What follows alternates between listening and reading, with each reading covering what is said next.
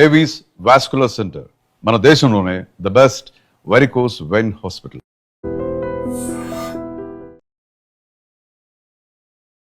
నమస్కారం, నాకు డాక్టర్ షగుఫ్తా. నేను న్యాచురోపతి డాక్టర్ని. చాలామంది మెయిన్ ఆలోచించేది కానీ అండ్ ఎక్కువ స్ట్రెస్ తీసుకునేది కానీ దేని గురించి అంటే జుట్టు గురించి. అసలు జుట్టు ఎందుకు ఊడిపోతుంది, అసలు చిన్న వయసులో వైట్ హెయిర్ ఎందుకు వస్తుంది, అసలు ఎలాంటి ఫుడ్ తీసుకోవాలి, అంటే ఫుడ్ తీసుకుంటే నిజంగానే వైట్ హెయిర్ తగ్గుతుందా, లేదంటే హెయిర్ ఫాల్ కంట్రోల్ అవుతుందా, ఫుడ్కి హెయిర్కి కనెక్షన్ ఏంటి, అసలు ఇవన్నీ చాలామంది చాలా కామెంట్స్ అడిగారండి. సో జుట్టు గురించి క్లుప్తంగా తెలుసుకుందాం. మెయిన్ హెయిర్ బాగుండాలంటే న్యూట్రిషన్ బాగుండాలి. మనం ఏం అప్లై చేసినా, లైక్ ఏది అప్లై చేసినా షాంపూ కానీ, ఆయిల్ కానీ, సీరమ్స్ కానీ, ఏది అప్లై చేసినా ఎక్స్టర్నల్ క్లీనింగ్ కోసమే. బట్ ఇంటర్నల్ ఫుడ్ ప్రాపర్గా ఉంటే హెయిర్ ఫాలికల్ స్ట్రాంగ్గా ఉంటుంది. మనం ఇలా జుట్టు ఊడినప్పుడు కింద చూస్తారా వైట్ కలర్గా ఉంటుంది మనకి, అది అది మనం ఇలాగా స్ట్రాంగ్గా ఉండాలి. అండ్ ఇలా హెయిర్ తుంచినప్పుడు ఇలా టప్ టప్ టప్ అని తురిగిపోతుంది. అంటే చాలామందికి వీక్ ఉండే హెయిర్ ఎలా చూస్తామంటే, ఇలా హెయిర్ దింపిన వెంటనే ఇలా ఇలా అంటే స్ట్రెచబుల్ అవుతుంది, కొంతమందికి ఇలా టక్ అని ఊడిపోతుంది. సో దీన్ని బట్టి కూడా మనం ఎంత న్యూట్రిషన్ ఉంది బాడీలో, అసలు కరెక్ట్ తింటున్నారా లేదని కూడా చెప్పచ్చు ఇది ఎగ్జామినేషన్ అంటే. సో మెయిన్ థింగ్ మనకి న్యూట్రిషన్, అంటే ఫుడ్ సరిగా ఉంటేనే. ఇప్పుడు శరీరానికి కూడా ఏం కావాలి, న్యూట్రిషన్ అంటే B12, D vitamin, calcium, magnesium, iron, proteins అన్నీ, ఇంకా లైక్ శరీరంలో ఉన్న ప్రతి అవయవాలు బాగుండాలంటే వీటన్నిటిని కరెక్ట్గా సమపాలంలో తీసుకుంటే హెల్తీగా ఉంటాం. అలాగే జుట్టు కూడా కంపల్సరీ ఐరన్ కావాలి, కాల్షియం కావాలి, మెగ్నీషియం కావాలి, సో ఫోలిక్ యాసిడ్స్ కావాలి, అమైనో యాసిడ్స్, ప్రతిదీ లైక్ బాడీకి ఏం అవసరమో హెయిర్ కూడా అంత అవసరం. చాలా చాలా ఇంపార్టెంట్ న్యూట్రిషన్. సో కాబట్టి ఇవన్నీ కరెక్ట్గా సమపాలంలో దొరికేవేంటి, ఎక్కడ దొరుకుతాయంటే మీకు బ్రహ్మాండం అండి చెప్తున్నాను కదా, కరివేపాకు. నేను చాలామంది చెప్తుంటాను, డైలీ 8-10 ఫ్రెష్ లీవ్స్ తినండి. మోర్ దెన్ తింటే కొంతమంది గ్యాస్ట్రిక్ ఇష్యూ ఉండే వాళ్ళకి ఇబ్బంది అవుతుంది, లేదనుకోండి కొద్దిగా ఓవర్ హీట్ అవుతుంది. సో తినమన్నాం కదా అని చెప్పి ఎక్కువ కాకుండా రోజుకి 8 లేదా 10 ఫ్రెష్ లీవ్స్, లేదంటే మనము రెగ్యులర్గా మనం కర్రీస్లో వండుతున్నప్పుడు ఎలాగైతే వండుతామో అలా అయినా పర్లేదు. బట్ ఆయిల్ వేసి బాగా ఫ్రై చేసి క్రిస్పీ అయిన తర్వాత అలా తినకండి, అది ప్రాపర్గా దొరకదు మనకి. ఫ్రెష్ లీవ్స్ అయితే బెస్ట్ అండి. ఎందుకు కర్రీ లీవ్స్ అంత ఎఫెక్టివ్గా పనిచేస్తాయంటే, ఇందులో మనం ఏం చెప్పాం, ఏ డెఫిషియన్సీ వల్ల అయితే హెయిర్ ఫాల్ అవుతుందో వాటిని కరెక్ట్ చేసే పద్ధతి curry leaves. One of the best reason hair గ్రోత్కి. అండ్ హెయిర్ గ్రోత్కే కాదు, డైజెషన్ ఇంప్రూవ్ చేయడానికి, హార్ట్ హెల్తీగా ఉండడానికి. చాలా మందిలో ట్రైగ్లిజరైడ్స్ ఎక్కువ ఉంటాయి గమనిస్తే. కొలెస్ట్రాల్ టెస్ట్ చేయించినప్పుడు మనము, సో దాంట్లో కొలెస్ట్రాల్ లెవెల్స్లో ఫస్ట్ ఆఫ్ ఆల్ హైగా ఉండేది ట్రైగ్లిజరైడ్స్. ఆ ట్రైగ్లిజరైడ్స్ని కంట్రోల్ చేయడానికి అంటే ట్రైగ్లిజరైడ్స్ కంట్రోల్లో ఉంటే హార్ట్ హెల్తీగా ఉంటుంది. సో జుట్టుకే కాకుండా హార్ట్ని హెల్తీగా ఉంచడానికి, డైజెషన్ని ఇంప్రూవ్ చేయడానికి, బాడీలో నర్వ్స్కి స్ట్రెంథనింగ్గా పనిచేసేది, బోన్కి కూడా చాలా మంచిది కరివేపాకు. కరివేపాకు మంచిగా ఇంట్లో పండించుకుంటే చాలా మంచిది. అండ్ కరివేపాకు పండించే పద్ధతి కూడా చెప్తాను. బేసికల్లీ చెట్లకేసే నీళ్ళు కూడా కొద్దిగా మనం ప్రోబయాటిక్, మనం మజ్జిగని బాగా పులిసిపోయినట్టు చేసి దాని తర్వాత మజ్జిగని మనము చెట్టుకేయడం వల్ల కరివేపాకు చెట్టు మంచిగా వస్తుంది, మంచి ఫ్రెష్గా, మంచి స్మెల్ కూడా ఉంటుంది కరివేపాకు. సో అలాగా కరివేపాకులు ఎందుకు అంత హార్ట్నికి అంత హెల్దీ, బోన్కి అంత హెల్దీ, నరానికి అంత హెల్దీ, స్పెషల్లీ వైట్ హెయిర్ రాకుండా హెయిర్ గ్రోత్ కూడా అంత హెల్దీ ఏంటంటే ఇందులో విటమిన్ ఏ ఉంటుంది. రిచ్ విటమిన్ ఏ ఉంటే ఏమవుతుంది, స్కిన్ బాగుంటుంది, స్పెషల్లీ ఐస్ చాలా బాగుంటాయి. ఇవన్నిటికీ అండ్ స్పెషల్లీ హెయిర్ కూడా చాలా అవసరం.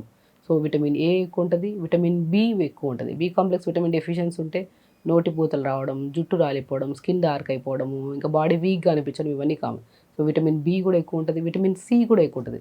సి అంటే మనకి ఇమ్యూనిటీ, మనకి ఎంత ఇమ్యూనిటీ ఉండాలి, ఏ చిన్న రోగం రావడానికి కూడా మనకి ఇమ్యూనిటీ ఉంటే రోగాలు రావు. ఆ ఇమ్యూనిటీ మనకి కాపాడడానికి సి విటమిన్ కూడా ఎక్కువ ఉంటుంది ఇందులో. అండ్ ఈ విటమిన్ కూడా ఎక్కువ ఉంటుంది. ఈ విటమిన్ హెయిర్కి, స్కిన్కి అల్టిమేట్. చాలామంది ఈ విటమిన్ క్యాప్సిల్స్ తెప్పించుకొని ఆయిల్లో మిక్స్ చేసుకొని తలకు రాస్తూ ఉంటారు, లేదంటే ఈ విటమిన్ క్యాప్సిల్స్ వేసుకుంటారు హెయిర్ గ్రోత్ కోసం, స్కిన్ బాగా గ్లో రావడానికి. సో అలాగే ఈ విటమిన్ కూడా ఎక్కువ ఉంటుంది. సో కాల్షియం ఎక్కువ ఉంటుంది, ఐరన్ కూడా ఎక్కువ ఉంటుంది. ఇన్ని సంపూర్ణమైన పోషక గుణాలు కలిగి ఉన్న మెయిన్ కరివేపాకు చాలా మంచిదండి. చిన్నప్పటి నుంచి పెద్దవాళ్ళకి కరివేపాకు ఖచ్చితంగా తినండి. కర్రీల్లో మనం పోపుకి వేసినప్పుడు 10 ఆకులు వేస్తాము, ఇట్లా ఊపుతాము, ఇంకా అంతే. ఇంట్లో ఉన్న వాళ్ళు అది కూడా కరివేపాకు నచ్చని వాళ్ళు అందులో కూడా ఫ్రై అయినవి కూడా పక్కన పెట్టేస్తుంటారు. సో అలాగా ఎప్పుడైనా సరే కర్రీ లీవ్స్ని మనం పప్పు దింపే ముందు కానీ జస్ట్ లైట్గా పప్పు ఉడుకుతున్నప్పుడు కానీ వేసేసేయాలి, కానీ ఆయిల్ వేసి బాగా వేపకండి. టేస్ట్ కోసం వేసుకోవచ్చు కానీ, బట్ దాంతోపాటు మనం సపరేట్గా కూడా పోపులో వేసిన తర్వాత కూడా ఇంకో 10-15 లీవ్స్ అలా కర్రీలో కూడా వేసి కలిపేస్తే చాలా మంచిది. సో అలా లేకుండా మనం కరివేపాకు పొడి చేసుకుంటుంటారు, అలా కరివేపాకు పొడి కూడా చాలా హెల్తీగా హెయిర్ కోసం చేసుకునే రోజు అన్నంలో తినే కరివేపాకు పౌడర్ని ఇలా చేసుకోండి. హెయిర్‌కి చాలా మంచిది. ఎలాగంటే కరివేపాకు ఫ్రెష్ కర్రీ లీవ్స్ ఇలా తీసుకోండి. లేతగా ఉండేది. బాగా ముదిరిపోయినట్టు కాకుండా ఫ్రెష్‌గా ఇలా లేతగా ఉండేటి దాన్ని తీసుకొని, ఆ లేతగా ఉన్న కర్రీ లీవ్స్ ఒక 50 గ్రామ్స్ తీసుకోండి. అండ్ 50 గ్రామ్స్ నువ్వులు తీసుకోండి. 50 గ్రామ్స్ మన ఫ్లాక్స్ సీడ్స్ అవిసె విత్తనాలు తీసుకోండి. ఈ 3 చాలా మంచిది. వైట్ హెయిర్ రాకుండా హెయిర్ గ్రోత్‌కి కూడా చాలా ఇంపార్టెంట్. సో, అలాగా 50 గ్రాములు మన కరివేపాకు, 50 గ్రాములు నువ్వులు, 50 గ్రాములు అవిసె విత్తనాలు. మూడిటిని దోరగా వేపేసుకొని దాన్ని పౌడర్ చేసి పెట్టుకోండి. దాంట్లోకి మనం వేస్తూ కొద్దిగా పించ్ ఆఫ్ సాల్ట్ వేసుకోండి అంతేగాని ఎక్కువ దాంట్లోకి ఎర్రమిర్చి పౌడర్లు అవి ఇవి వేసుకోకండి. సో, కాబట్టి మూడే ఫ్రెష్ ఇంగ్రీడియంట్స్ కరివేపాకు ఒకటి, అవిసె విత్తనాలు ఒకటి, నువ్వులు ఒకటి మూడిటిని పౌడర్ చేసి పెట్టుకొని డైలీ మనం చపాతీ తిన్నా, దోస తిన్నా, ఇడ్లీ తిన్నా, రైస్ తిన్నా ఫస్ట్ స్టార్టింగ్‌లోనే మంచిగా ఇంత పౌడర్ చేసుకోండి. ఒక 1 ½ స్పూన్ పౌడర్ వేసుకొని మంచిగా తిన్నారనుకోండి టేస్ట్ అల్టిమేట్. ఫస్ట్ నువ్వులు ఉన్నాయి కదా, అవిసె విత్తనాలు ఉన్నాయి, కరివేపాకు ఆటోమేటిక్‌గా టేస్టీగా ఉంటాయి. సో, అది ప్రతిరోజు పిల్లలకి బ్రేక్‌ఫాస్ట్‌లో కొద్దిగా, లంచ్‌లో కొద్దిగా, డిన్నర్‌లో కొద్దిగా ఏదో రకంగా మనం ఇస్తూ ఉన్నామనుకోండి వైట్ హెయిర్‌కి permanent solution. And specially white hair వచ్చిన తర్వాత పోవడం అనేది చాలా కష్టం. అది అందరికీ తెలిసిన విషయమే. సో, ఒకవేళ వైట్ హెయిర్‌ని స్లోగా చిన్న వయసులో అనుకోండి వైట్ హెయిర్ వచ్చినా అది మనం స్లోగా తినే ఆహారాన్ని గానీ, స్ట్రెస్‌ని గానీ, స్లీప్ ప్యాటర్న్‌ని గానీ సెట్ చేసుకొని రెగ్యులర్ ఫిజికల్ యాక్టివిటీ చేస్తున్నారనుకోండి హార్మోన్స్ కరెక్ట్‌గా ఉంటే ఆ వైట్ హెయిర్ కూడా స్లోగా గ్రేలోకి వచ్చి తర్వాత నార్మల్ బ్లాక్ కలర్‌లోకి వస్తది. అండ్ పెద్దవాళ్ళలో 30, 40 దాటిన తర్వాత చాలా కష్టమండి. అది బేసికల్లీ యాస్ ఎ డాక్టర్ నేను చెప్పాల్సిందే. ఎందుకంటే ఒక్కసారి వైట్ హెయిర్‌కి సొల్యూషన్ అనేది తినే ఆహారం కరెక్ట్‌గా ఉండాలి. లైఫ్ స్టైల్ బాగుంటేనే కొద్దిగా అది కూడా ఓపిక, సహనం ఒకే ప్రొసీజర్ సక్సెస్‌ఫుల్‌గా కంటిన్యూ చేయాలి. అక్కడ డైవా దొరికిందని వాళ్ళకెవరికో బాగా పెట్టడం వల్ల 3 నెలలు వైట్ హెయిర్ రాలేదని అది తెచ్చుకుంటారు. ఇక్కడ ఆయిల్స్ బాగుంటాయని, ఇక్కడ అవి ఇవి అన్నీ తెచ్చేసుకొని క్లమ్జీ చేసి, కెమికలైజ్ చేసేసి వైట్ హెయిర్ పక్కన పెట్టండి. జుట్టు ఊడడం ఎక్కువైపోయింది. కాబట్టి వాళ్ళు వీళ్ళు యూజ్ చేసిందంతా మీకు పడడానికి లేదు ఛాన్సెస్. ఎందుకంటే మన శరీరం వేరు, మన తత్వం వేరు. మనం న్యాచురల్‌గా ఆహారంలో ఫస్ట్ మార్పులు చేసుకోవడము, స్ట్రెస్ తగ్గించుకోవడము, తొందరగా పడుకోవడము, యోగా చేసుకోవడము, ఇలాంటి మంచి పద్ధతులుంటే జుట్టు కోసం చేసే ప్రయత్నం శరీరంలో ఉన్న ప్రతి అవయవాలు హెల్తీగా ఉండడానికి కాపాడతాయి. కాబట్టి వైట్ హెయిర్ వస్తుంది, జుట్టు రాలిపోతుంది, గ్రే హెయిర్ ఇవి అవి అన్ని కంప్లెయింట్స్ పక్కన పెట్టి ఫస్ట్ స్ట్రెస్ లేకుండా ఊడిన జుట్టు రాకుండా ఉంటదా? మనం యుక్త వయసులో వచ్చిన తెల్ల హెయిర్‌ని మనం నార్మల్‌గా బ్లాక్‌గా మార్చుకోవచ్చు. తినే ఆహారం కరెక్ట్‌గా అదే వయసు మారిన తర్వాత it will take time. But okay. మనం స్లోగా ఆ నమ్మకంతో చేస్తూ ఉంటే డెఫినిట్‌గా న్యాచురల్ ప్రొసీజర్ కదా!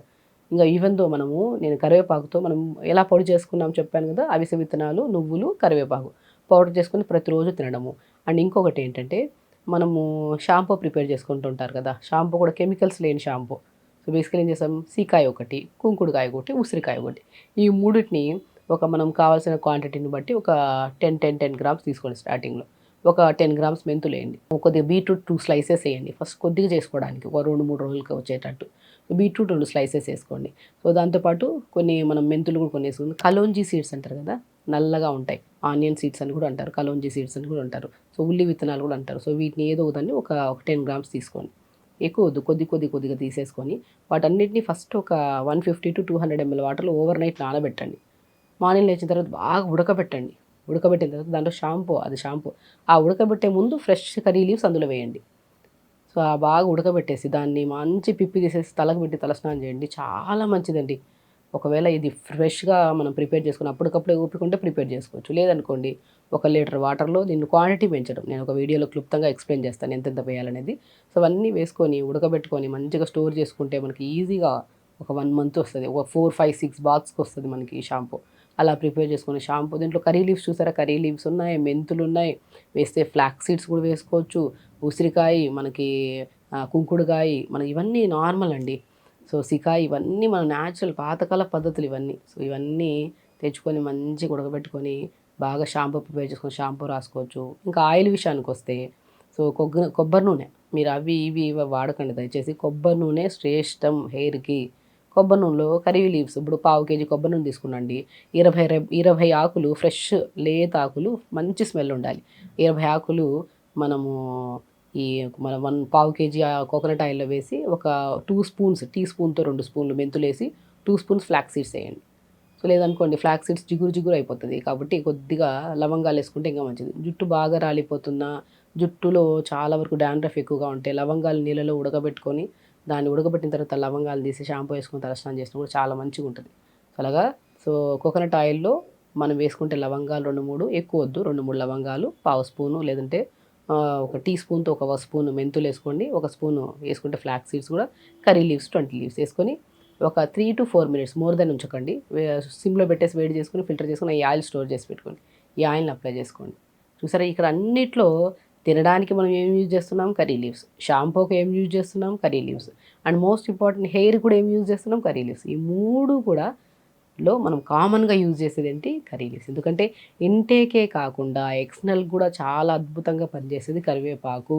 పిల్లలకు ఇష్టం లేదు అంటే మనం 2 రోజులు ఏదైనా సరే తినగా వేపైతే తీయగా అయినట్టు తింటూ ఉంటే, పిల్లలు ఈరోజు నచ్చలేదంటే మనం వాళ్ళు చెప్పే విధానంలో కరెక్ట్గా పెడుతూ ఉంటే వాళ్ళు కూడా తినడం స్టార్ట్ చేస్తారు. కర్రీ లీవ్స్ నచ్చని వాళ్ళు లేరు, అందరూ తింటారు. బట్ నచ్చని వాళ్ళు అంటే వాళ్ళు ఇంకా మనం ఎక్స్ప్లెయిన్ చేసి వాళ్ళకి చెప్తే వాళ్ళు కూడా తినడం స్టార్ట్ చేస్తారు. సో కాబట్టి కరివేపాకు గుండెకి చాలా మంచిది, జుట్టుకు చాలా చాలా మంచిది, డైజెషన్కి చాలా మంచిది.